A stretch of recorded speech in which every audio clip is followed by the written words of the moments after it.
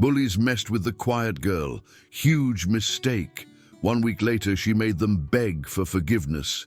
17-year-old Sofia Martinez had perfected the art of invisibility. At barely 5 feet tall with a slight frame, shoulder-length dark hair that she kept pulled back in a simple ponytail, and clothes deliberately chosen from thrift stores to avoid attention, she moved through the hallways of Roosevelt High School like a ghost. Her family had moved to this small Ohio town 3 months ago when her father got a job at the local factory, and Sofia had made it her mission to blend into the background until graduation. What her new classmates didn't know was that Sofia had spent the last 8 years training in Brazilian Jiu-Jitsu and Muay Thai at her uncle's gym back in Los Angeles. She was a 3-time state champion in her weight class and had been training with fighters twice her size since she was 12. Her uncle, a former UFC fighter, had taught her that true strength came from discipline and control, not from seeking conflict. When her family moved to Ohio, her parents had begged her to leave that life behind and just focus on being a normal teenager. "Please, Mija," her mother had said with tears in her eyes. "We've seen what that world can do to people. Your uncle's injuries, the violence. We just want you to have a peaceful life here. Can you try to be just a regular girl for once?" Sofia had agreed, partly because she was tired of being known only as the fighter, and partly because she genuinely wanted to experience what normal teenage life felt like. She packed away her gear, stopped talking about training, and committed to keeping her skills completely hidden. The problem started during her second week at Roosevelt High.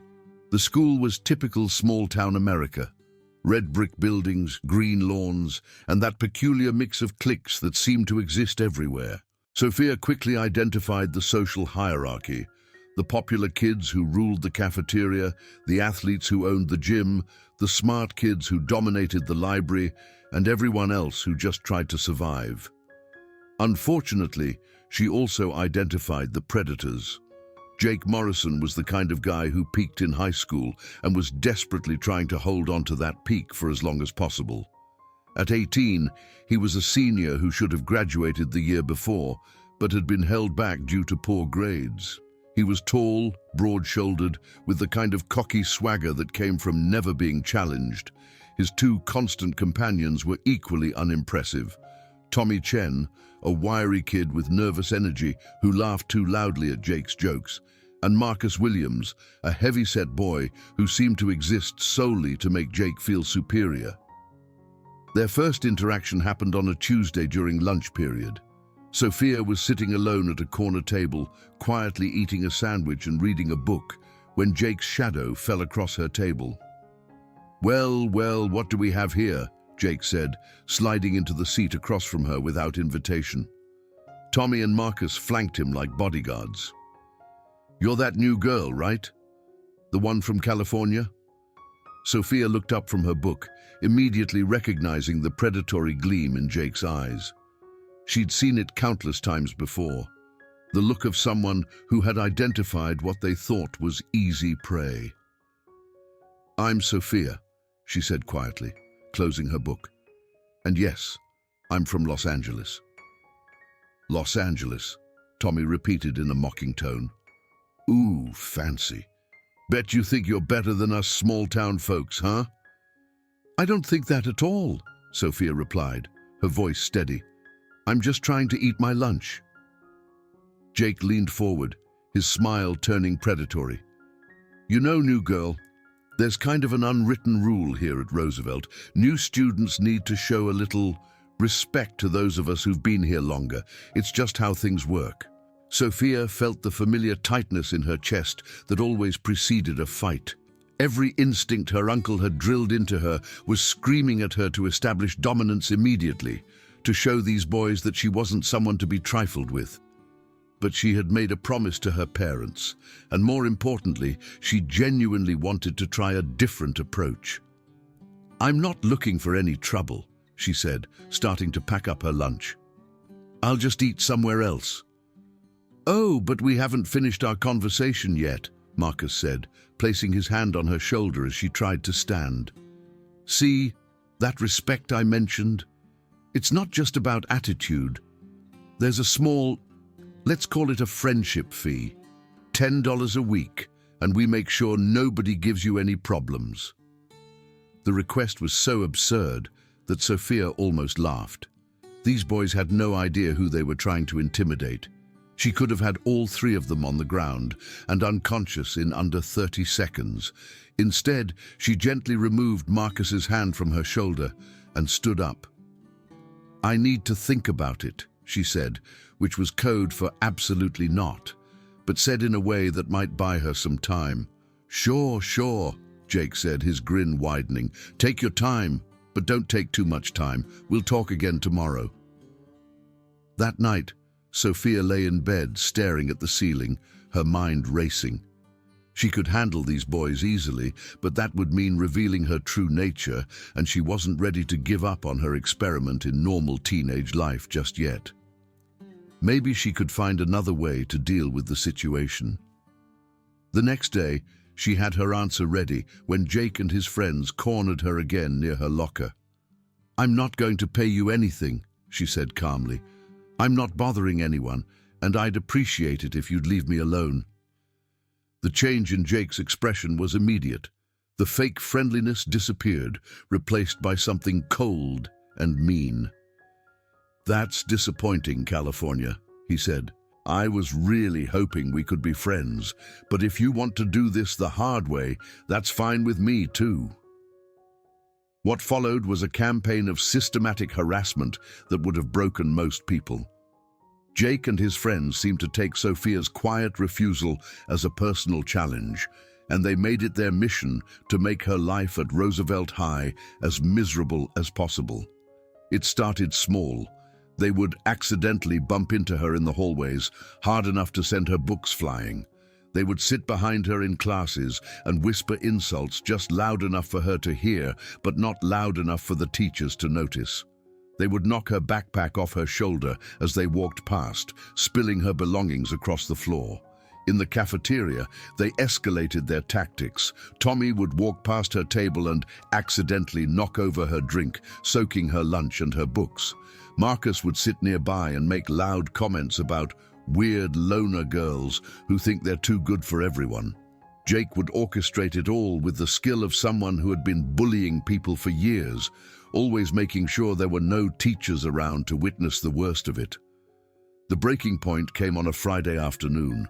Sophia was walking to her car after school, looking forward to the weekend and hoping that maybe the boys would lose interest in her over the 2-day break. She was fishing her keys out of her backpack when she heard footsteps behind her. "Hey, California!" She turned to find Jake, Tommy, and Marcus approaching, along with 2 other boys she didn't recognize. The parking lot was mostly empty, with only a few scattered students and no teachers in sight.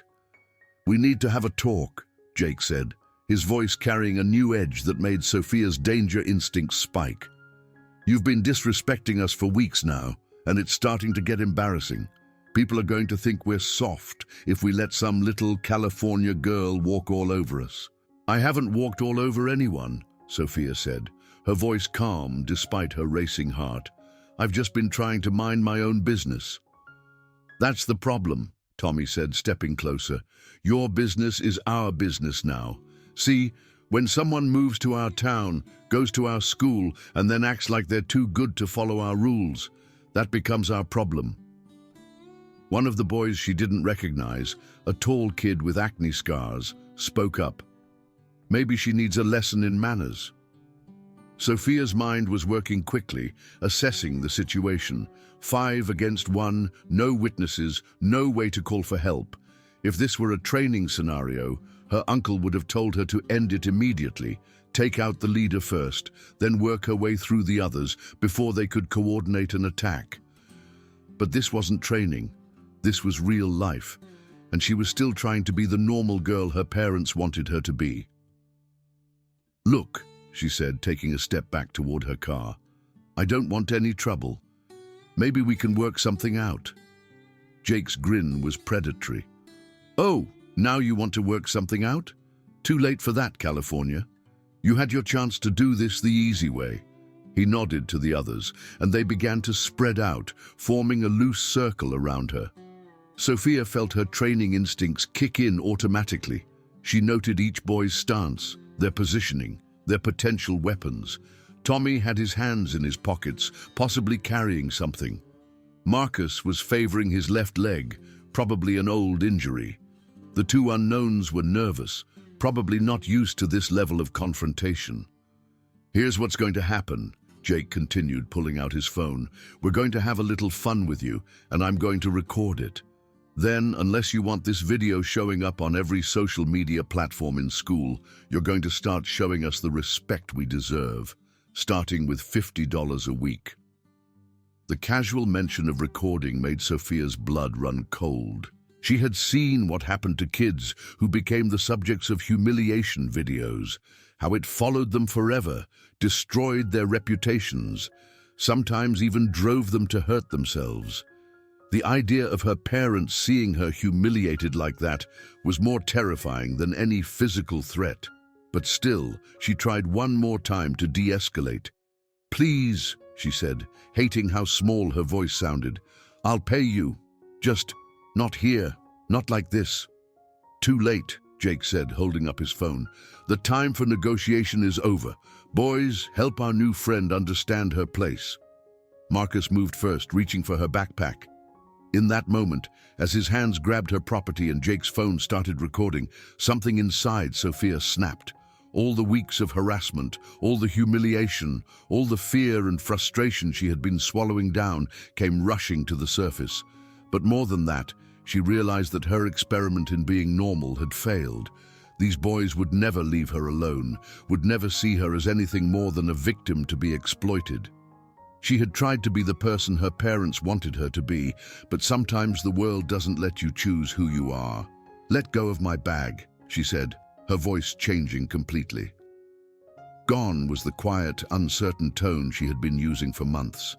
This voice was hard, controlled, and absolutely confident. Marcus laughed and tightened his grip. "Or what, little girl? You gonna cry for your mummy?" What happened next shattered everyone's understanding of who Sophia Martinez really was. In one fluid motion, Sophia grabbed Marcus's wrist with both hands, stepped to the side, and used his own momentum to throw him over her hip. He hit the asphalt hard, the air rushing out of his lungs in a loud whoosh. Before anyone could react, she had spun toward Tommy, who was fumbling for something in his pocket. Her right hand shot out in a perfect straight punch, catching him in the solar plexus. Tommy doubled over, gasping for breath, and Sophia immediately followed up with a knee to his face. The crack of his nose breaking was audible across the parking lot. The two unknown boys looked at each other in shock and immediately started backing away. "We're out of here, man," one of them said, and they both turned and ran. Jake stood frozen, his phone still recording, his mouth hanging open in disbelief. In less than 10 seconds, his backup had been eliminated or had fled, and the quiet girl from California was standing over two of his friends like some kind of action movie hero. "What the hell?" he managed to stammer. Sophia turned toward him, and Jake saw something in her eyes that made his blood run cold. This wasn't the frightened, submissive girl he had been tormenting for weeks. This was someone else entirely, someone dangerous. 8 years, she said, her voice eerily calm. 8 years of Brazilian Jiu-Jitsu and Muay Thai, 3-time state champion in California. I've been holding back for months because I wanted to try being normal, but you wouldn't let me. Jake's fight-or-flight response finally kicked in, but he chose poorly. Instead of running, he rushed toward her, thinking his size advantage would be enough to overwhelm her. Sophia sidestepped his clumsy charge easily, grabbed his outstretched arm, and used a simple hip toss to send him crashing to the ground.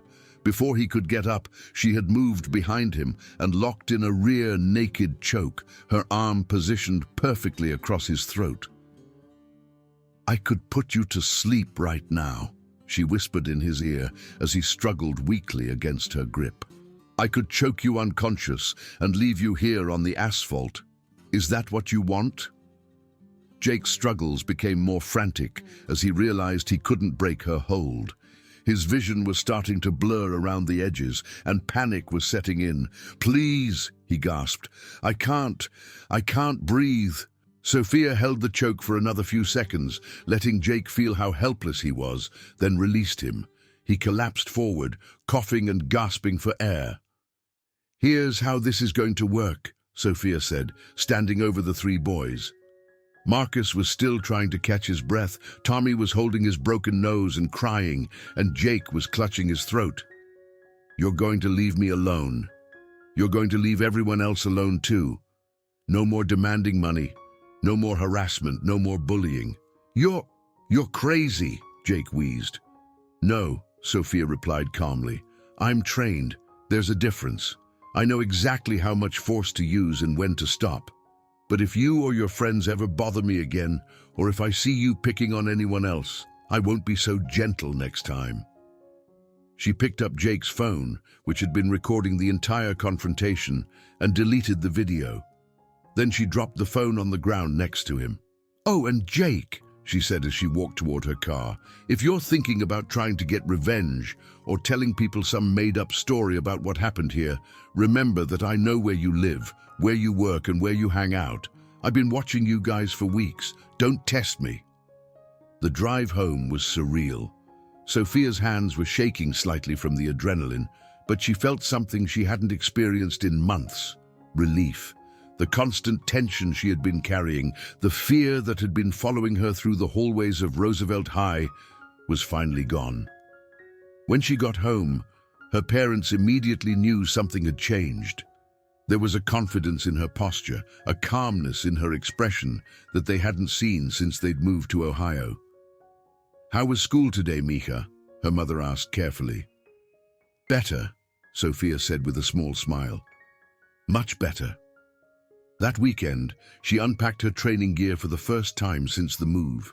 On Monday morning, she walked into Roosevelt High School with her head held high, wearing clothes that fit her properly instead of the baggy, shapeless outfit she had been hiding in. The change in the school's atmosphere was immediate and dramatic. Word of what had happened in the parking lot had spread over the weekend, growing in the telling until Sophia had supposedly taken on half the football team single-handedly. The truth was impressive enough, but high school rumors had a way of taking on a life of their own. Jake, Tommy, and Marcus were nowhere to be seen for the first few days of the week. When they finally returned, they were different people. Jake's swagger was gone, replaced by a nervous energy that made him jump at sudden noises. Tommy wore a bandage across his obviously broken nose and avoided eye contact with everyone. Marcus walked gingerly, still feeling the effects of his encounter with the asphalt, but the most significant change was in how they treated other students. The casual bullying that had been their trademark was gone. When they saw younger students being picked on by others, they actually intervened to stop it. Word spread that Jake Morrison had become some kind of anti-bullying crusader, though no one could figure out why. The truth was simpler. They were terrified of Sophia and what she might do if she saw them reverting to their old behavior. For her part, Sophia found herself in an unusual position. Students who had never spoken to her before were suddenly eager to be her friend. Teachers who had barely noticed her existence were now going out of their way to engage her in class discussions. The popular kids were trying to recruit her into their cliques.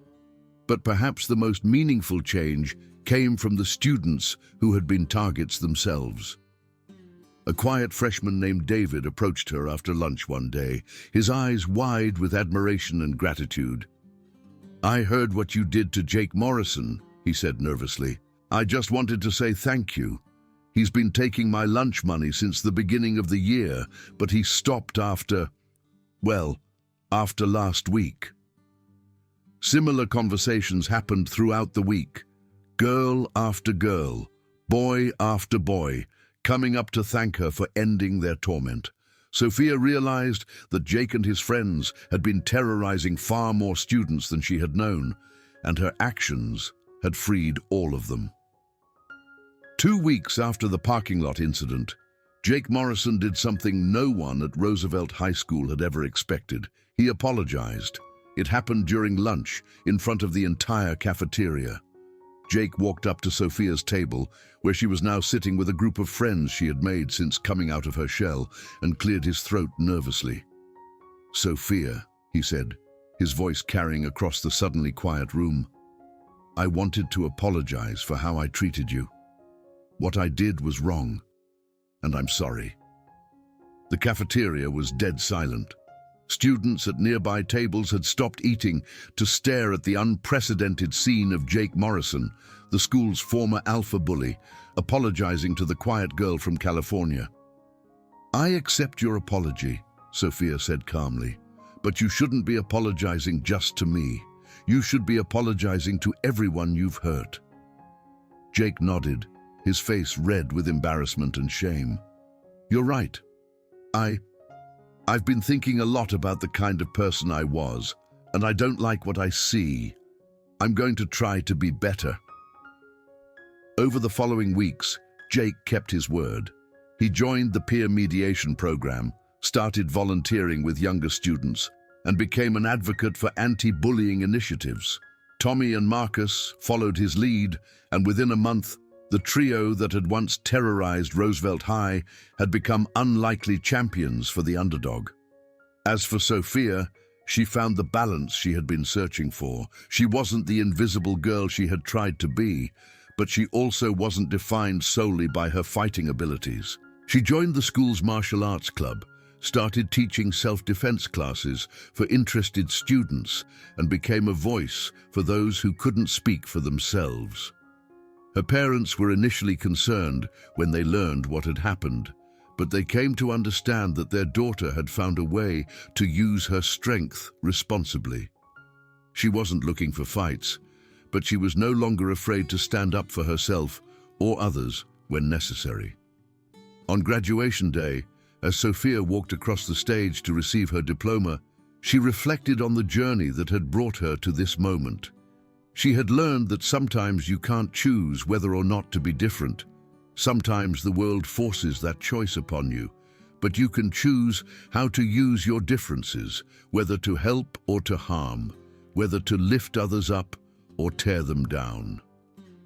Jake Morrison graduated that day too, having made up his failed credits through summer school and community service. As they passed each other after the ceremony, he stopped and extended his hand. "Thank you," he said simply, "for showing me who I was becoming and for giving me a chance to be better." Sophia shook his hand and smiled. "We all make mistakes, Jake.